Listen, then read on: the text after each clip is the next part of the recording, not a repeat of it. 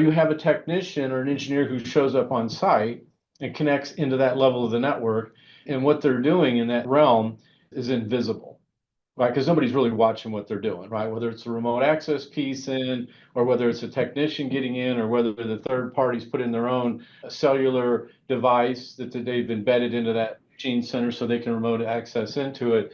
So the point being is all devices that are connected to a network, even if the perception is that it's isolated, they're not. They're just not. Welcome to the Industrial Cybersecurity Insider. In each episode, we dive into the world of industrial cybersecurity.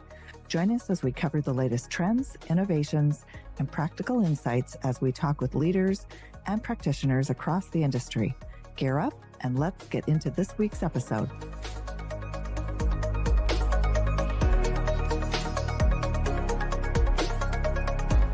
Hi, I'm Craig Duckworth.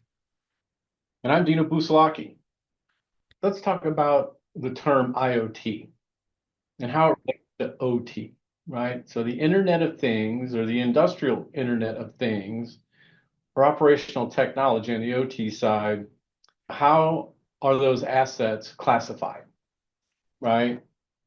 And I would say that a lot of organizations have started deploying and implementing these OT intrusion detection systems within their manufacturing facilities to obviously get asset inventory. And as you collect that asset inventory via machine learning and AI, it's giving you risk and vulnerabilities and exploits, potential exploits associated with those assets. But a lot of organizations that have implemented these OT-IDS technologies are not pursuing the broader spectrum of devices within their manufacturing environment. When you say that, help me understand what you mean. I think Internet of IoT devices, I think connected devices that have firmware and not an operating system, which is by definition should be those. Are you talking about the cameras and the printers and the scanners? Or are you talking something different? Help us understand kind of where you're going. Yeah, and so one of the ways we describe things, right? In the enterprise world, data driving data results, right? In the industrial world, in the OT world, it's data driving connected physical systems that do kinetic things. And organizations, via IT primarily, that are looking at how do I get a asset inventory of everything that's connected to the network, right? And they chase on the IoT side. So you think cameras, you think thermostats, you think printers, right? And those all become collectible assets within the environment because they're on their network. So you can get some information regarding, again, asset inventory, vulnerabilities associated with it, and things that are interacting with those devices. But on the industrial side, there's a lot of assets that are connected to the network that are being either overlooked or ignored, or do not. The perception is that why is it relevant for me to have asset inventory and have visibility to things like drives and motor control centers, right? And AGVs and robots and pumps and things along that nature, classification of assets, right? And so I guess what I would say is if you're pursuing printers and you're pursuing cameras and you're pursuing phones because they're connected to your network and you think that those provide risk and vulnerabilities to your environment, why aren't you pursuing those assets, right? And there's a disconnect. And it's on the control side, right? So you're talking down at the control layer of PLCs that are talking to these devices that are driving physical outcomes. And you and I both know in order to get that level of visibility, you have to have technologies deployed at that level to be able to collect that information, right? And some organizations aren't driving that deep.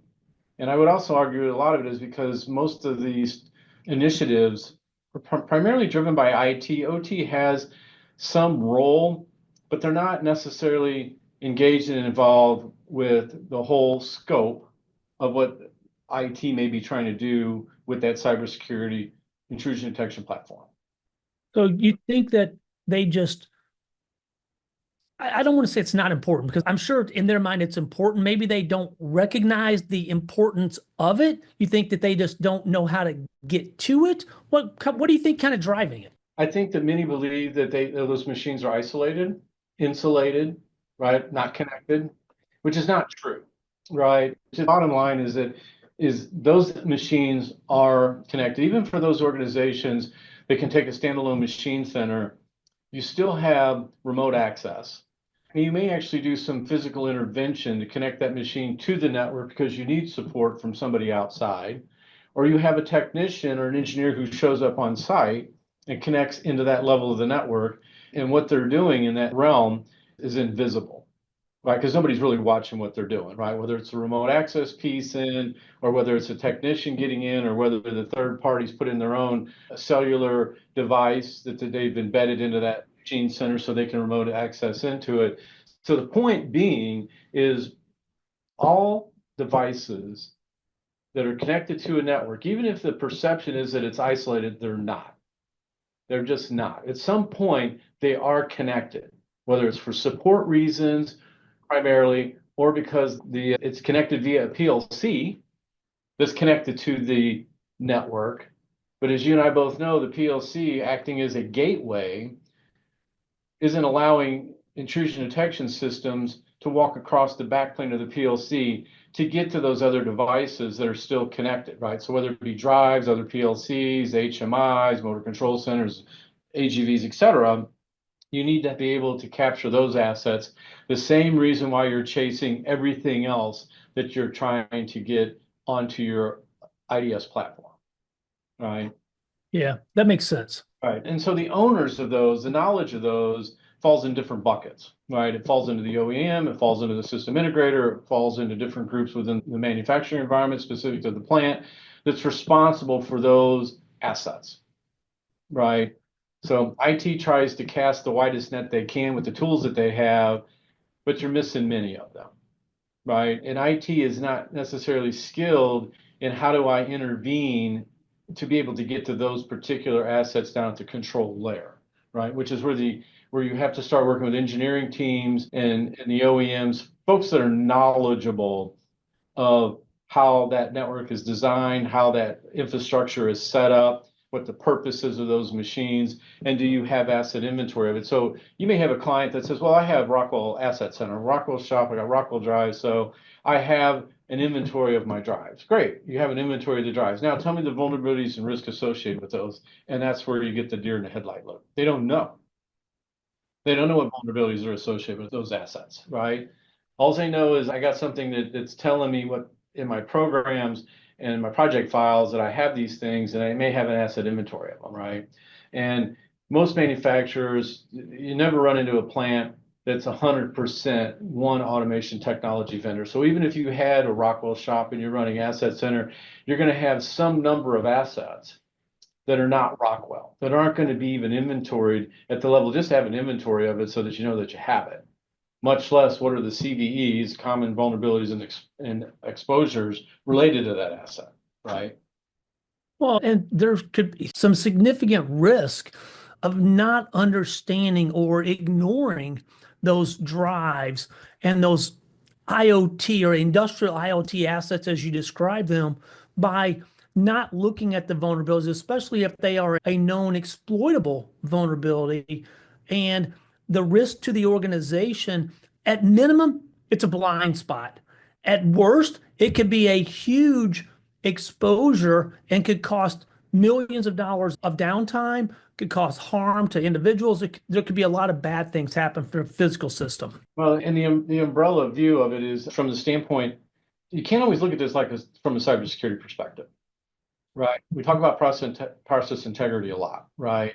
And so these tools are not only providing you rich content and information regarding cybersecurity, looking for malware signatures, right? Looking for vulnerabilities associated with it, but it's also the things that can be impacting to your production. Go back to OEE and helping become more efficient. Whatever metric you're using to track that operational efficiency, whether it's OEE or several of the other metrics the clients may use on managing how well do I avoid unscheduled, unplanned downtime, right? And so if you have drives that are being impacted by traffic or by a change, are you tracking through that to determine, hey, why is my filler slowing down? And something may be impacting the drives. And so what could that be? It could be somebody in there making changes. It could be traffic, unnecessary traffic that's flooding the network that you're unaware of. Again, think of somebody remoting in, think of somebody walking in with their laptop, think of an IT cybersecurity technology that might is scanning the network, probing. We've seen clients that have implemented tools, EDR tools in their HMI environment. And when that antivirus piece kicks off and scans ensue, it's not only impacting the HMI, but it's also impacting the things around that HMI that it's interacting with, right? And if you don't have visibility into that, again, it's not necessarily a cybersecurity threat as much as it is an operational impact that's impeding those machines performing optimally because there's unnecessary activity going on and it's being disruptive. Well, and you look at it from, so there's two ways to look at that. One, the unscheduled unplanned downtime has two significant effects. One, the production of the plant team and to be able to operate efficiently, manage those equipment, and have smooth operations. The second piece is the financial impact. And if you look at an organization and what their cost of downtime is, and if you knew what was causing that downtime, and you could take preventative measures to prevent it in the future, or have a conversation with IT or someone that is unaware of their actions and what's happening in the operational side, if you could improve that efficiency by 1 or 2%, that could have a substantial cost to the bottom line savings that a lot of organizations may not recognize. Well, it kind of goes along the lines, and what I've seen clients, especially mature organizations, that have spent the time to put sensors in those environments for thermal, for harmonics, for vibration, looking for anomalies that you can determine, hey, look, they're starting to see the heat signature go up, or we're starting to see the harmonics change, or we're starting to see more vibration. And what that would indicate is that you're getting data, which a lot of clients are chasing the data on the plant floor, right? To determine, hey, I might have another 100 hours or 500 hours of that machine running this way before I got to take it down for maintenance. But it's much more cost effective to do a planned shutdown, to be able to go and do that maintenance and replacement when those data points take off around, I'm just using thermal and harmonics and vibration, for example. Again, from a maintenance perspective, a lot of companies have invested in this technology in order to try to reduce their downtime instead of waiting for something just to break and burn up. And then you have a very costly initiative where you've lost product and now you're going to be down for days or weeks versus planning for it because you know that equipment needs to go through some type of maintenance cycle in order to repair it and make it operable. And so you put those types of sensors down there to collect that. This is the same conversation, right? It's the same. We're not chasing thermal and harmonics and vibration. What we're chasing is anomalies and behaviors and activities that are disruptive to those same assets, right? So your mindset has to be along those same lines. If you're mature enough to put in instrumentation to be able to collect data to determine how can I most optimally run those machines. You think about your new cars today, they tell you your tire pressure. And then they can give you an alert to say where your tires are. Same thing with your oil, right? And many other data points so that you can avoid a costly mistake, right? And get your car to the shop or get air in your tires. It's the same conversation on what organizations have been pursuing that for a number of years. Now we're talking about how do we, from a digital perspective, look for those thermal harmonics and vibrations that are disruptive to the machine being able to operate outside of the physical mechanical issues that might be going on. That makes sense. Well, it makes total sense. And then you got the other end of that for those organizations that are leveraging, let's call them lease options for equipment for machine centers where the OEM is responsible for managing, securing, and protecting and doing the preventative maintenance that you mentioned on that equipment. Then you've got remote access into that from the OEM. What does that look like? How do they get into that? How often do they get into it? Well, and why are they asking right? They might be accessing, the OEM may be accessing, looking for the thermal and the vibration harmonics or the number of hours the machine's been running and knowing that, look, it's been running for 1,000 hours. We've got a window here that we need to come in and do some maintenance on, right? Yeah, it's no different than the example you gave on the car. The dealership under a leased vehicle is going to say, okay, you need to come in, you need to do this at this number, whether it's ready for it or not. They're responsible for that. Your car's reporting on it, right? I mean, there's a data going to GM, and GM sending you an email telling you, hey, here it is, right? It's the same conversation, except we're flipping it to the digital aspect of it, right? And again, digitally, what we're talking about is what is floating around in there consistently. And when does anomalies happen when somebody's remoting in and making a change, or there's data that somehow has made its way in there, or somebody opened up a new unsecured port, or somebody installed a new application, or somebody implemented a new protocol in that environment.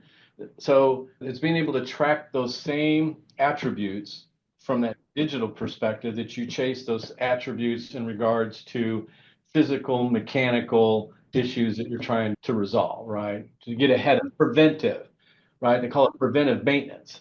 And you need analytics to determine that, right? It's the same conversation. Well, that's the second side of that coin. Most of these tools, technologies, the IT side is looking at what is the cyber aspect? How can we better secure and protect the organization from a cyber event, from breaches? And then the opposite side of the coin is, you mentioned it earlier, the process integrity portion where organizations can become more efficient. They can run leaner. They can predict unscheduled downtime, try and do preventative items, tasks to operate more efficiently. And most organizations miss that second piece of that because they're so focused on the cyber aspect. But again, from an organization like ours that really drives down deep into that control layer and understands how the operations work, it's easier to point that out. Well, and what we hear a lot is organization, and you've heard this, you just heard this last week. You have companies that have gone out and bought these OT cybersecurity intrusion detection tools, right? And yet, when you talk to the OT people who may be aware of it, but what value are they receiving from it or benefit? Because nobody is showing them the power of these tools, the capability of these tools, right? And so they think of it as a cybersecurity tool, something that IT is managing and running, and nobody's really walking them through what that tool is capable of providing them, right? Which is something that we do pretty well because our goal and role is to get the OT teams that are responsible for these assets, that care how those things operate, how they run their production, how they do their maintenance, how they do their day-to-day activities. They're the ones that need to see the value of what these tools can provide for them, right? And that's a disconnect when you talk about IT/OT convergence. That OT convergence means your OT needs to really understand what the capabilities of these technologies are. And right now they don't. It's not, IT can't convey it to them. And at the same time, they're not working with organizations that can help them figure that out, right? And that's why we see the shelfware. What happens to these tools turning into shelfware, or the alert fatigue, or people have hit the wall, right? I've been running this tool for a year. I got a lot of information. I don't know what to do next with it. Yeah, no, very true. They get hung up. Yep, we see it all the time. Organizations should really look at, for those that are going down this journey, how do I choose a practitioner partner, if you want to call it that, for example, someone that understands my network, understands my automation, understands my environment, and is proficient and a subject matter expert in tools and technologies that are bringing this cyber process integrity aspect and visibility and vulnerability management into my environment so I can make business decisions based on that risk and walk down that journey together. It is hard to do it by yourself. There's no reason to, with all of the individuals like you and I and our teams that can do this every single day. We're here to help people. there's two paths, right? If you're an IT organization and you have a role and responsibility, you need to start building relationships with the organizations who supply your manufacturers with equipment, people who build plants, people who design control systems. So from an IT perspective, you're going to have to make some new friends, right? You're going to have to start bringing them in. If that's not the IT's role and goal is to get to that level, then it has to come from the OT side. And the OT side has to get better at this. And they're going to have to mature and leverage these tools and start forging their own relationships with engineering groups, OEMs, or architectural engineering and construction. You think, why is that relevant and important? Well, if you're building a new plant up front during that AEC process, you're going to want to implement, you're going to want to throw in, how do I build cybersecurity ready process integrity technologies into my manufacturing facility? Yeah, it's critical. It's critical. Dino, we could have this conversation could go on for days, I believe. And we get plenty of examples. We get hundreds of examples. So keep learning, keep listening, try to find events that focus in this particular space. And we're starting to see some of that, right? I mean, we're starting to see some of these conferences where you're starting to see a broader blend of IT and OT people that are participating in what I want to call this OT cybersecurity journey. Yeah, and we're here to help. For anybody out there listening, reach out. We can help guide you. We can partner with you, whatever you need. If you're just looking for advice, we're doing that as well. So we're here. So thanks, Dino. Great conversation. Appreciate it. As always. Safe travels. Thanks for tuning in to the Industrial Cybersecurity Insider. To stay up to date with our latest episodes, be sure to click the follow or subscribe button now. And if you found this podcast helpful or have a topic you'd like us to discuss, please leave us a review or let us know. Thanks again for listening. See you next time.